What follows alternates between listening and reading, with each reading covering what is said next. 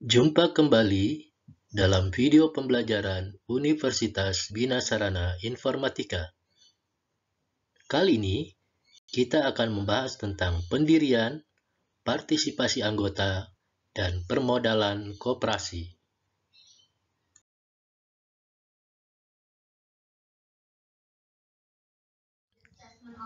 Koperasi dikenal sebagai soko guru perekonomian Indonesia. Perkembangannya saat ini di Indonesia telah terdapat lebih dari 126.000 koperasi aktif yang tersebar di 34 provinsi yang ada di Indonesia, dengan jumlah anggota mencapai 20 juta orang. Nilai ini menunjukkan bahwasannya perkembangan koperasi di Indonesia dari waktu ke waktu semakin meningkat.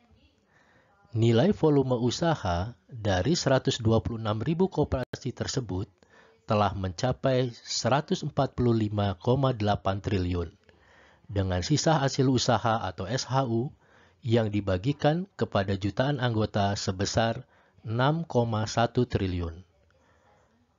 Hal ini membuktikan bahwasannya dari koperasi yang ada, baik koperasi primer maupun koperasi sekunder, telah berhasil memberikan kontribusi sebesar 5,1% dari PDB kita di tahun 2019.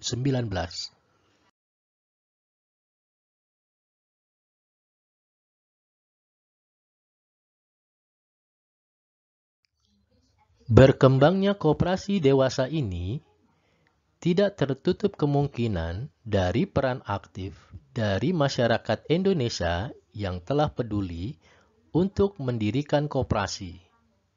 Terdapat beberapa persyaratan dalam pendirian koperasi.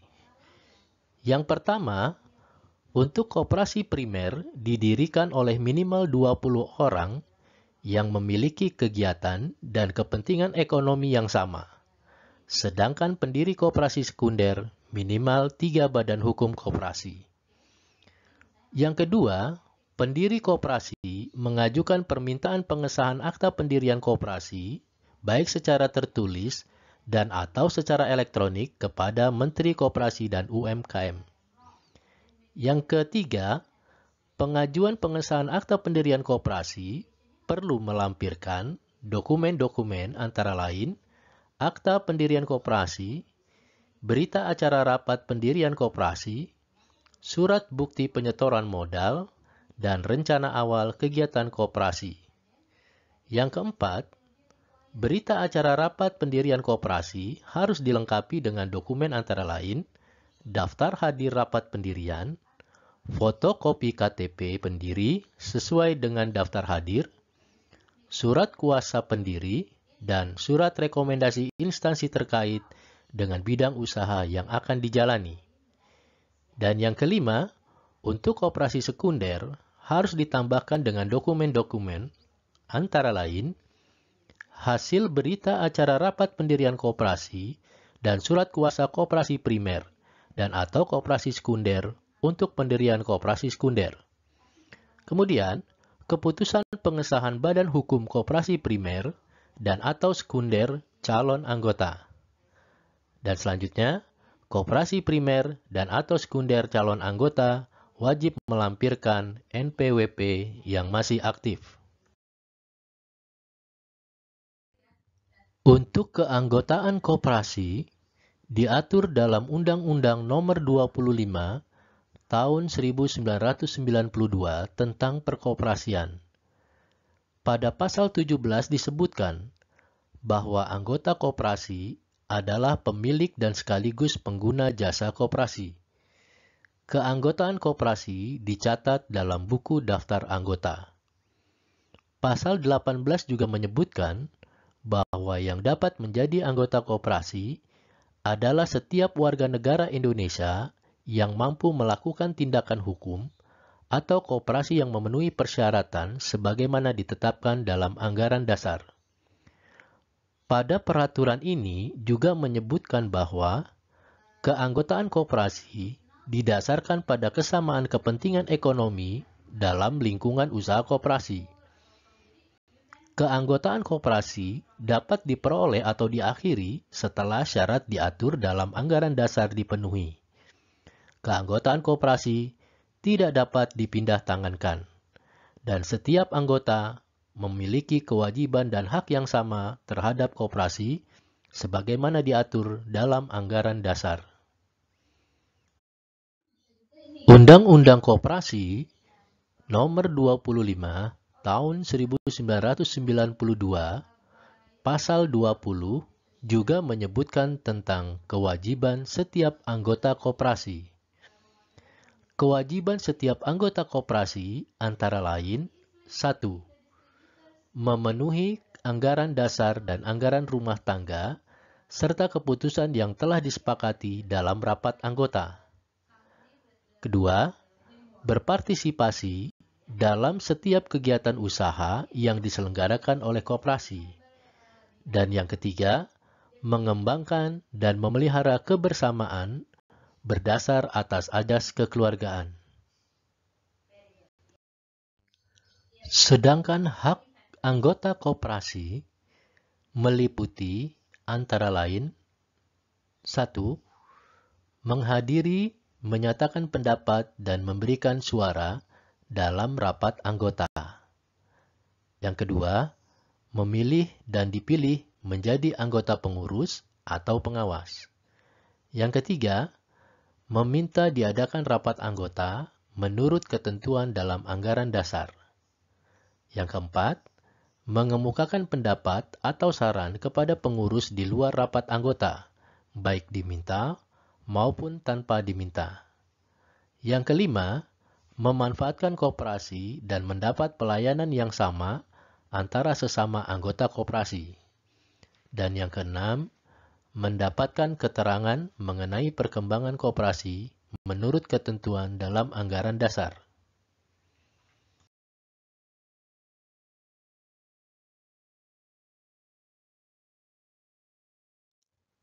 Partisipasi anggota dalam koperasi dapat diwujudkan dengan cara sebagai berikut.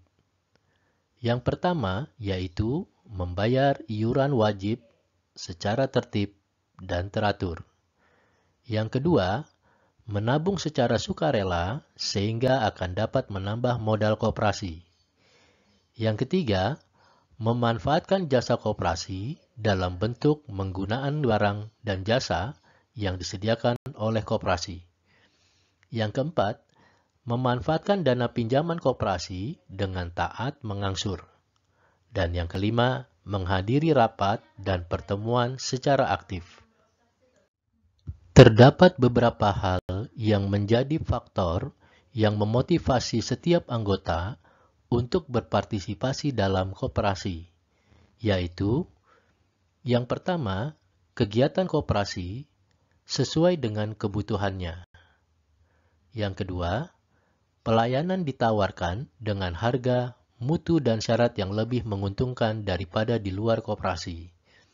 Yang ketiga, anggota menyetujui melalui aturan yang sesuai, pembiayaan yang efisien, dan manajemen yang profesional. Dan yang keempat, anggota memilih hak, kesempatan, dan motivasi yang sama. Dalam permodalan koperasi, terdapat beberapa prinsip yang harus dipatuhi oleh koperasi dalam kaitannya dengan permodalan, yaitu: yang pertama, pengendalian dan pengelolaan koperasi harus tetap berada di tangan anggota dan tidak perlu dikaitkan dengan jumlah modal atau dana yang ditanam oleh seseorang anggota dalam koperasi dan berlaku ketentuan satu anggota, satu suara. Yang kedua, modal harus dimanfaatkan untuk usaha-usaha yang bermanfaat bagi anggota. Yang ketiga, bahwa kepada modal hanya diberikan balas jasa yang terbatas. Yang keempat, untuk membiayai usaha-usaha yang secara efisien, koperasi pada dasarnya membutuhkan modal yang cukup. Yang kelima, usaha-usaha dari koperasi harus dapat membantu pembentukan modal baru. Dan yang keenam, bahwa pada saham koperasi yang di Indonesia adalah ekuivalen dengan simpanan pokok.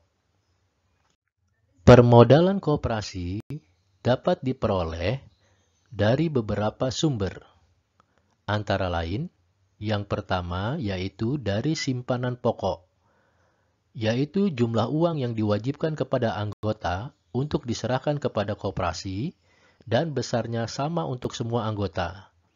Simpanan pokok ini tidak bisa diambil kembali selama yang bersangkutan masih menjadi anggota.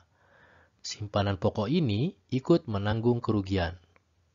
Yang kedua yaitu simpanan wajib. Adalah simpanan tertentu yang diwajibkan kepada anggota untuk membayarnya kepada koperasi pada waktu-waktu tertentu.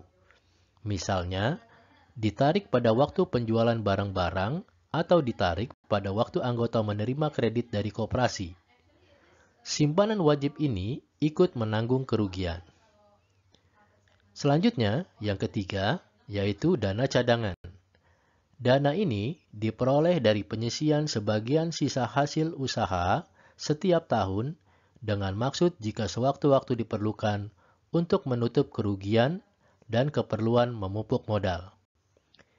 Yang keempat, yaitu hibah, yaitu besarnya jumlah bantuan yang diterima oleh koperasi dalam hal melakukan kegiatan usahanya.